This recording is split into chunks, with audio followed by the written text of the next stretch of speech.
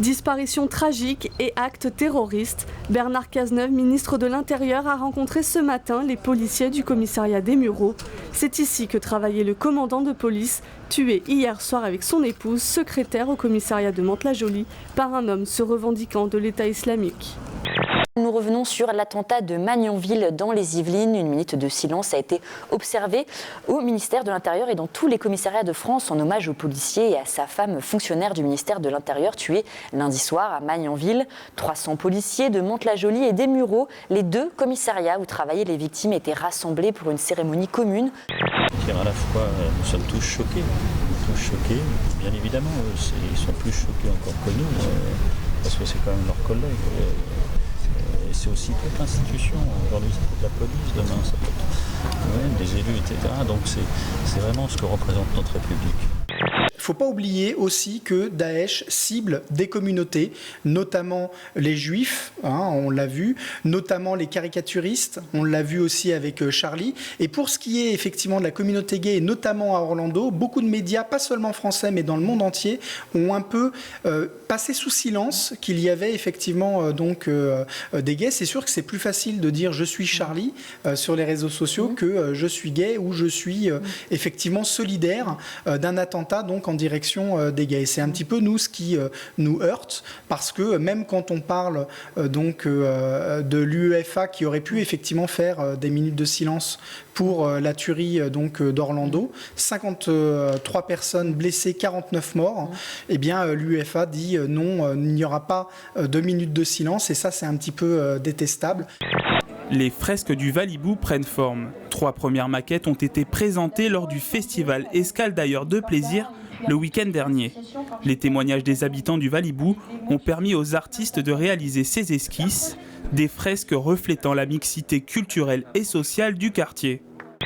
Ça représente, on va dire, toute identité, toute personne. Ça va changer l'image, surtout, du quartier.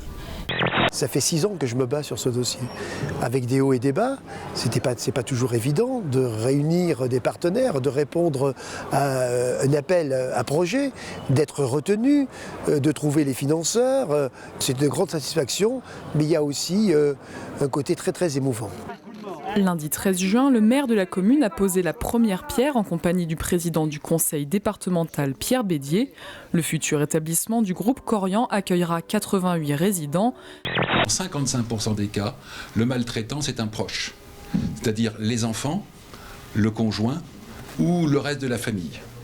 Une augmentation des violences en institution a été constatée par l'association ces 2 dernières années.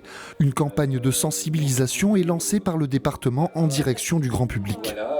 Un 12e candidat s'est déclaré pour la primaire de la droite et du centre qui sera voté le 20 novembre 2016.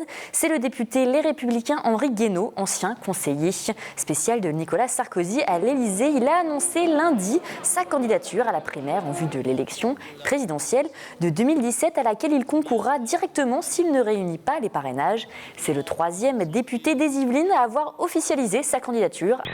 Assez stressé, voilà. Mais bon, on va essayer de faire ça bien. Ça va, je suis détendue, mais en fait j'ai peur de tomber sur un truc où j'ai pas du tout d'inspiration, donc voilà, c'est ça qui me fait peur, mais sinon ça va. Vous nous donnez un mot et on fait une impro. Et là on est sur la session. T'es où? T'es qui? Avec Périscope, le théâtre d'impro prend un sérieux coup de jeune. Pas besoin d'une grosse installation, 2 téléphones portables, un fond noir et les suggestions des spectateurs suffisent. Le réseau social permet de filmer et de diffuser en direct avec son smartphone afin de toucher un grand nombre de spectateurs à travers le monde entier. Qu'est-ce qu'on entend par une bonne note? Rien que ça, c'est une question limite philosophique. Une bonne note, ça pourrait être entre 13 et 15. J'espère l'avoir, mais c'est très peu probable parce que ça demande énormément de travail. Et même si je l'ai peut-être fourni, je ne sais pas si je pourrais l'avoir.